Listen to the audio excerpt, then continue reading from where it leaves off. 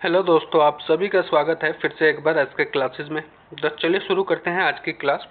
आप सभी को पता है कि हम अपने क्लास में आरआरबी द्वारा पूछे गए सभी क्वेश्चनों को क्या कर रहे हैं, प्रैक्टिस कर रहे हैं। जो आरआरबी द्वारा प्रीवियस ईयर में क्वेश्चन पूछे गए हैं उनकी हम प्रैक्टिस कर रहे हैं। इससे पहले हमारी 6 क्लास हो चुकी है, ये हमारी क्लास नंबर 7 है। अगर आपने ये 6 वीडियो या क्लास नहीं देखी है तो जाकर जरूर देख सकते हैं, जिसमें हमने जितने भी इम्पोर्टेंट क्वेश्चन है जो ग्रुप डी में पूछे गए हैं प्रीवियस ईयर में, उनकी हमने इन 6 क्लासों में की है प्रैक्टिस। ठीक है जी। तो अगर आपने वो नहीं देखा है तो इस वीडियो के डिस्क्रिप्शन में इन 6 वीडियो का लिंक दे दूंगा, वहां से जाके आप ये सभी वीडियो देख सकते हैं। ठीक है जी। तो चलिए शुरू करते हैं आज की क्लास। आज की क्लास पे आते हैं और आज की क्लास का देखते हैं सबसे पहला क्वेश्चन। तो सबसे पहला क्वेश्चन है कि कौन सा कोशिका अंग विषाक्त पदार्थ और औषधीय के जहरीले प्रभाव को खत्म कर देता है। तो वो कौन सा कोशिका अंग है जो क्या करता है, जो हमारे शरीर में अवशिष्ट पदार्थ होते हैं और जो हम औषधियाँ मतलब दवाइयाँ खाते हैं उनका जहरीले प्रभाव को क्या कर देता है, खत्म। तो इसका सही उत्तर है आपका अंतर्द्रव्य जालिका। ठीक है जी।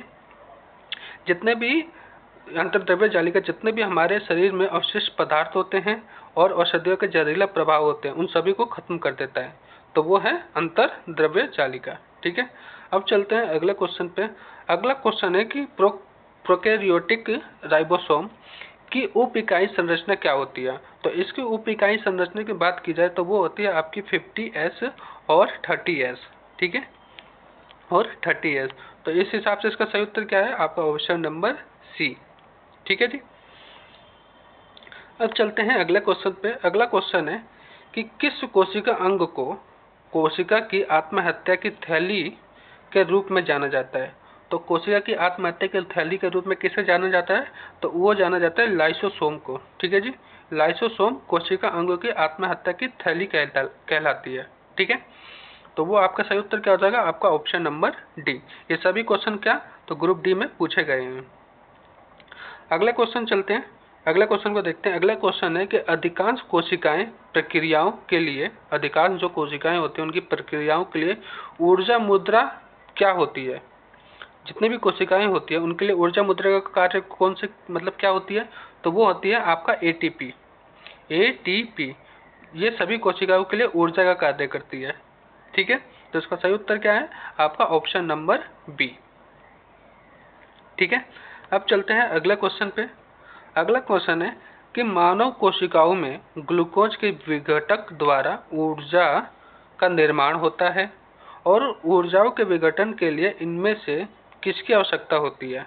तो देखिए, इसमें से 2 क्वेश्चन आपके बन सकते हैं। मैं दोनों पॉइंट आपको बता देता हूँ कि ग्लूकोज के जो विघटन होते हैं उसको किसके द्वारा निर्माण होता है, तो वो ऊर्जा का द्वारा निर्माण होता है। सबसे पहला पॉइंट तो यहाँ से बन सकता है कि ग्लूकोज के विघटक का निर्माण ऊर्जा द्वारा होता है, और दूसरा है कि विघटक को मतलब ग्लूकोज के विघटक के लिए, विघटन के लिए किसकी आवश्यकता होती है, तो वो आवश्यकता होती है ऑक्सीजन की। ठीक है जी। तो इसका सही उत्तर क्या है कि ग्लूकोज को विघटन के लिए ऑक्सीजन की आवश्यकता होती है और ये ऊर्जा का निर्माण करती हैं। दोनों पॉइंट आपके क्लियर हो गए। ग्लूकोज को विघटन के लिए ऑक्सीजन की आवश्यकता होती है और ये क्या करते हैं, ऊर्जा का निर्माण करते हैं। ठीक है। अब चलते हैं अगले क्वेश्चन पे। आपका अगला क्वेश्चन है कि जीव विज्ञान की कौन सी शाखा वंशानुक्रम पैटर्न के माध्यम पर केंद्रित है। तो वंशानुक्रम के पैटर्न पर कौन सा आधारित होता है, तो वो आपका आधारित होता है अनुवांशिकता। ठीक है। अनुवांशिकी या अनुवांशिकता दोनों एक ही है। तो एक किस पे पैटर्न पर निर्धारित करते हैं, तो वंशानुक्रम। जैसे एक इसी का वंश सेकंड, इसी का वंश थर्ड, फोर्थ, तो ये सब क्या होता है, अनुवांशिकता के अंतर्गत होते हैं। ये वंशानुक्रम आनुवांशिकता पर निर्भर करता है। ठीक है, पैटर्न पर। अब चलते हैं अगले क्वेश्चन पे। अगला क्वेश्चन है आपका कि समुद्र में निम्न में से कौन सी ऊर्जा पाई जाती है। ये इंपॉर्टेंट क्वेश्चन है। ठीक है जी। तो समुद्र में कौन कौन सी ऊर्जा पाई जाती है, देखिए समुद्री तरंग पाई जाती है। भूतापीय ऊर्जा, यहीं पे गलत हो गया, भूतापीय ऊर्जा समुद्र में नहीं पाई जाती। ठीक है, ये धरातल पे पाई जाती है भूतापीय ऊर्जा। ठीक है, समुद्री ताप पाई जाती है, तो ये गलत हो गया, तो ये ऑप्शन तो कट गया। सेकंड देखते हैं।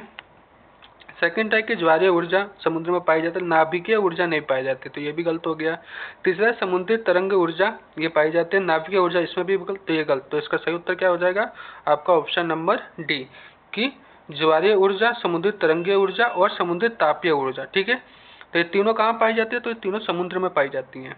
तो इसका सही उत्तर है आपका ऑप्शन नंबर डी। अब चलते हैं अगले क्वेश्चन पे।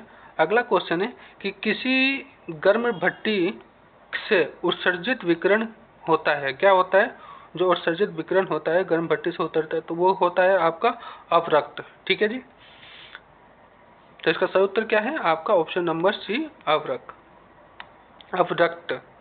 अब चलते हैं अगला क्वेश्चन पे। अगला क्वेश्चन है कि पृथ्वी की सतह के नीचे फंसी गर्मी को डैश कहते हैं, बताइए। तो उसको क्या कहते हैं, अभी जस्ट हमने देखा कि उसको कहते हैं भूतापीय ऊर्जा, जो कहाँ पाई जाती है, तो भूमि के अंदर, भू से भूमि के अंदर जो तापीय ऊर्जा उत्पन्न होती है, बनती है, उसको क्या कहते हैं, तो सतह के नीचे मतलब भूमि के अंदर, तो भूतापीय ऊर्जा। ठीक है जी, अब देखते हैं अगला क्वेश्चन। अगला क्वेश्चन है कि निम्नलिखित में से किस राज्य की सीमा जो तेलंगाना है से नहीं मिलती है। तो किस राज्य की सीमा तेलंगाना से नहीं मिलती है, तो वो आपका क्या हो जाएगा, Gujarat. Option number B, Gujarat की सीमाएं तेलंगाना से नहीं मिलती हैं। कर्नाटक की मिलती है, महाराष्ट्र की मिलती है और छत्तीसगढ़ की मिलती है। ठीक है जी, लेकिन गुजरात से नहीं मिलती। और ये इसमें से एक दो क्वेश्चन और बन जाता है, इसके एक्स्ट्रा में फैक्ट बता देता हूँ कि तेलंगाना का कब बना था। तो तेलंगाना का निर्माण मतलब ये अलग राज्य बना था 2014 में। ठीक है जी, और ये किससे अलग हुआ था, तो ये अलग हुआ था आपके आंध्र प्रदेश से। ठीक है, आंध्र प्रदेश से ये अलग हुआ था। ठीक है, तो ये दोनों चीज़ें आपको याद रखिए। तेलंगाना कब अलग राज्य बना, तो 2014 में बना था। और ये किससे अलग हुआ था, तो ये आंध्र प्रदेश से अलग हुआ था। ठीक है, अब चलते हैं अगले क्वेश्चन पे। और इसकी सीमाएं किससे नहीं मिलती है, तो गुजरात से नहीं मिलती हैं। अगला क्वेश्चन है कि रानीखेत हिल स्टेशन भारत के किस राज्य में स्थित है। जो रानीखेत हिल स्टेशन है किस राज्य में स्थित है, तो यह आपका स्थित है उत्तराखंड में। ठीक है जी, तो इसका सही उत्तर क्या है आपका option number B, Uttarakhand. Ranikhet hill station Uttarakhand. अब चलते हैं अगले क्वेश्चन पे। अगला क्वेश्चन है कि निम्नलिखित में से किस शहर को भारत का सिलिकॉन वैली कहा जाता है। तो सिलिकॉन वैली किसे कहा जाता है भारत का सिलिकॉन वैली, तो वो कहलाता है आपका बेंगलुरु। ठीक है जी, option number C, Bengaluru. Bharat का सिलिकॉन वैली तो बेंगलुरु। अब चलते हैं अगले क्वेश्चन पे। अगला क्वेश्चन है कि डैश भारत के राजस्थान प्रदेश में स्थित एक धार्मिक शहर है। तो भारत में राजस्थान में प्रदेश में स्थित एक धार्मिक शहर कौन सा है, तो वो आपका है पुष्कर। ठीक है जी, पुष्कर क्या है, राजस्थान का एक धार्मिक शहर है। तो इसका सही उत्तर है आपका ऑप्शन नंबर डी। अब चलते हैं अगले क्वेश्चन पे। अगला क्वेश्चन है कि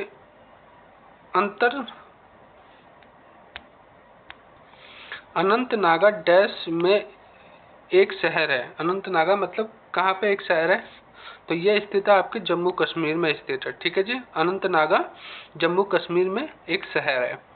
ये क्वेश्चन आपका वीवीआई है। ठीक है, अनंतनागा जम्मू कश्मीर में स्थित एक शहर है। अब चलते हैं अगले क्वेश्चन पर। अगला क्वेश्चन है कि किस शहर को मोतियों का शहर कहा जाता है।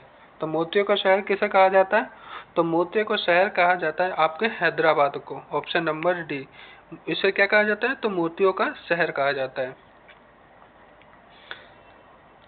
अभी तक आपने वीडियो को लाइक नहीं किया तो प्लीज़ वीडियो को लाइक कर दीजिएगा।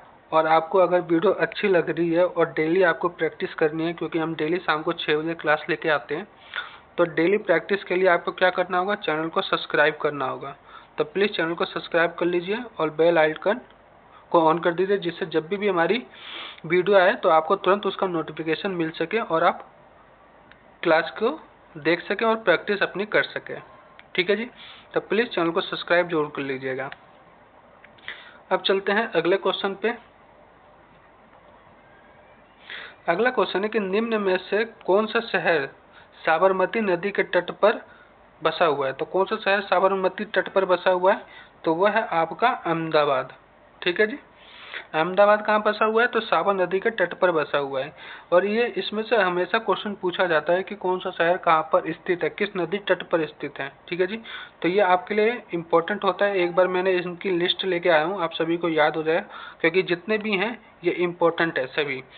तो बद्रीनाथ नगर कहाँ बसा हुआ है? तो अलकनंदा नदी के तट पर बसा हुआ है। दिल्ली कहाँ बसा है? तो यमुना नदी के तट पर बसा हुआ है।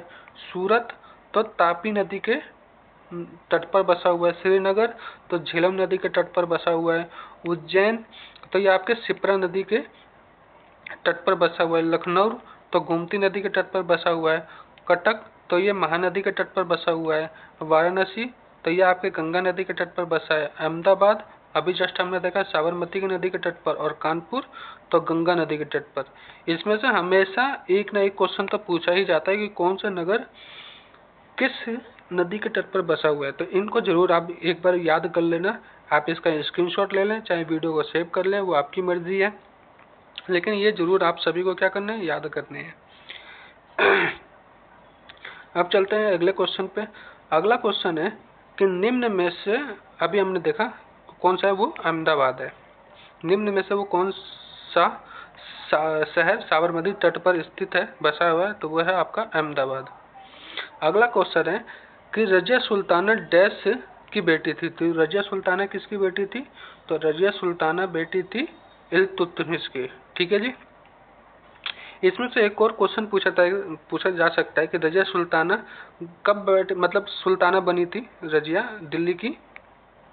तो ये बनी थी 1236 में। ठीक है, और इसने शासन कब तक किया था? तो 1236 से लेकर 1240 तक इसने क्या किया? तो दिल्ली के सिंहासन पर बैठी थी रजिया सुल्ताना। और इससे क्वेश्चन एक और ये बनता है, तीसरा बनता है। एक तो क्या था, 1236 से 1240 तक बनी थी। दूसरा पॉइंट है कि ये प्रथम और अंतिम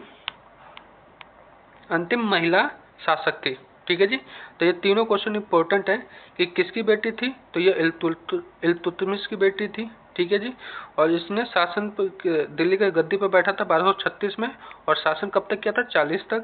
और ये प्रथम और अंतिम महिला शासक थी। ठीक है जी, रजिया सुल्ताना। अब चलते हैं अगले क्वेश्चन पे। अगला क्वेश्चन है कि डैश के बीच की अवधियों को दिल्ली सल्तनत की अवधि के रूप में जाना जाता है। तो डैश की सल्तनत मतलब दिल्ली सल्तनत है, कब से किस ईस्वी से लेकर किस ईस्वी तक को जाना जाता है? तो ये जाना जाता है आपके 1206 ईस्वी से लेकर 1526 ईस्वी तक दिल्ली सल्तनत जानी जाती है। तो इसका सही उत्तर क्या है? आपका ऑप्शन नंबर सी। ये पूछा गया है क्वेश्चन है। ठीक है जी, ग्रुप 3 में पूछा गया है, इसलिए मैंने आपके लिए ये क्वेश्चन लेके आ गया कि दिल्ली सल्तनत कब से कब तक जानी जाती है? तो 1206 ईस्वी से लेकर 1526 ईस्वी तक। ठीक है, अब चलते हैं अगले क्वेश्चन पे। अगला क्वेश्चन है कि देश में 562 रियासतों को एकीकृत करके भारत के राजनीतिक एकीकरण का श्रेय किस हस्ती को दिया जाता है? तो 21 हस्ती को कहने का तात्पर्य है कि किसी ने 526 भारत की रियासत थी, उन सभी को एक करने का काम किया और भारत बनाने का काम किया। मतलब भारत में उन सभी रियासतों को क्या किया? शामिल किया। तो वो व्यक्ति थे आपके वल्लभ भाई पटेल। ठीक है जी, इन्होंने क्या किया? तो भारत के जितने भी रियासतें थी उन सभी को एक किया। ठीक है, आज़ादी के समय में, और उन सभी को किसके? एक झंडे के, एक देश के रूप में लेके आए। उन सभी किसको? भारत के अंतर्गत लेके आए। ठीक है, सबकी अपनी अपनी उस समय क्या थी? राज व्यवस्था चलती थी, तो सभी को क्या किया? एक झंडे के अंदर लेके आए। तो वो करने वाले कौन थे? तो वो थे आपके वल्लभ भाई पटेल। एक क्वेश्चन आपका यहीं से भी बन सकता है कि कितनी रियासतों को वो एक किया उन्होंने? तो 562 रियासतों को एकीकृत करके भारत के राजनीतिक एकीकरण का श्रेय लिया। अगले क्वेश्चन पर चलते हैं। अगला क्वेश्चन है कि इनमें से कौन 1934 में स्थापित कांग्रेस सोशलिस्ट पार्टी के संस्थापकों में से एक है? मतलब कहने का तात्पर्य जो कांग्रेस सोशलिस्ट पार्टी थी उसके संस्थापकों में से एक है। तो इस क्वेश्चन की सही बात की जाए तो है आपका option number C, Jayaprakash Narayan. लेकिन एक इसमें और बात है कि ये अकेले व्यक्ति नहीं थे, इनके साथ एक व्यक्ति और थे जिनका नाम था आचार्य नरेंद्र देव। ठीक है जी, क्या नाम था उनका? आचार्य नरेंद्र, ठीक है, नरेंद्र देव। तो इन दोनों ने मिलकर क्या किया था? तो 1934 में कांग्रेस सोशलिस्ट पार्टी की स्थापना की थी। ठीक है, आचार्य नरेंद्र देव ने और जयप्रकाश नारायण ने। तो इसमें से आपके 2 से 3 क्वेश्चन बन सकते हैं। हो सकता है इस बार ये नाम देते आचार्य नरेंद्र देव ने किस पार्टी की स्थापना की, तो वो थे कांग्रेस सोशलिस्ट पार्टी, और जयप्रकाश दोनों ने मिलके। और कब की? तो 1934 में। ठीक है जी, तो 3 क्वेश्चन बनते हैं, तीनों आपको बता दिए। अब चलते हैं अगले क्वेश्चन पे। अगला क्वेश्चन है, किस स्वतंत्रता सेनानी ने मुंडक उपनिषद के लिए मुंडक उपनिषद से लिए गए शब्द सत्यमेव जयते को लोकप्रिय बनाया? तो किसने बनाया? वो कौन सा स्वतंत्रता सेनानी था जिसने जो मुंडक उपनिषद से लिया गया है सत्यमेव शब्द, उसको लोकप्रिय बनाया? तो वो व्यक्ति थे आपके मदन मोहन मालवीय, जिन्होंने क्या किया? तो सत्यमेव जयते को बहुत ही लोकप्रिय बनाया। यहाँ से भी आपके 2 से 3 क्वेश्चन बन सकते हैं और पूछे जा सकते हैं। देखिए, सबसे पहला, सत्यमेव शब्द जो है वो कहाँ से लिया गया? तो मुंडक उपनिषद से लिया गया। ठीक है जी, और ये किस स्वतंत्रता सेनानी ने इसको महान बनाया, लोकप्रिय बनाया? तो वो थे आपके मदन मोहन मालवीय। ठीक है, तो सत्यमेव मुंडक उपनिषद से लिया गया है। ठीक है, अब चलते हैं अगले क्वेश्चन पे। अगला क्वेश्चन है कि इंडियन लीग की स्थापना 1875 में कलकत्ता, वर्तमान कोलकाता में डैश द्वारा की गई थी। देखिए, इंडियन लीग की स्थापना कब हुई थी? एक क्वेश्चन तो यहीं से आपका बन गया कि 1875 में हुई थी, और इसके करने वाले थे शिशिर कुमार घोष। शिशिर कुमार घोष, ठीक है जी, शिशिर कुमार घोष ने इंडियन लीग की स्थापना की थी, और कब की थी? तो 1875 में। ठीक है, अब चलते हैं अगले क्वेश्चन पे आपके। अगला क्वेश्चन है कि डैश ब्रिटिश की ग्रीष्मकालीन राजधानी थी? बताइए। मतलब कहने का तात्पर्य, जब अंग्रेज हमारे देश में थे तो उस समय उनकी ग्रीष्म मतलब गर्मियों की कौन सी राजधानी हुआ करती थी गर्मियों में? तो उनकी गर्मियों में राजधानी हुआ करती थी शिमला, क्योंकि शिमला ठंडा प्रदेश होता था जहाँ पे ठंड थोड़ी रहती थी ग्रीष्म मतलब गर्मियों में, इसलिए अंग्रेजों ने क्या किया? तो ग्रीष्मकाल की राजधानी किसे बना दिया?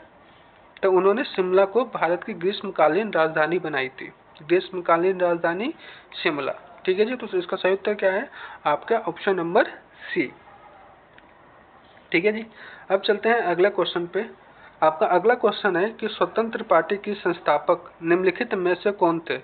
जो स्वतंत्र पार्टी थे उसके संस्थापक निम्नलिखित में से कौन थे? तो वो थे आपके सी राजगोपालाचारी। ठीक है जी, तो इसका सही उत्तर क्या है? आपका ऑप्शन नंबर ए।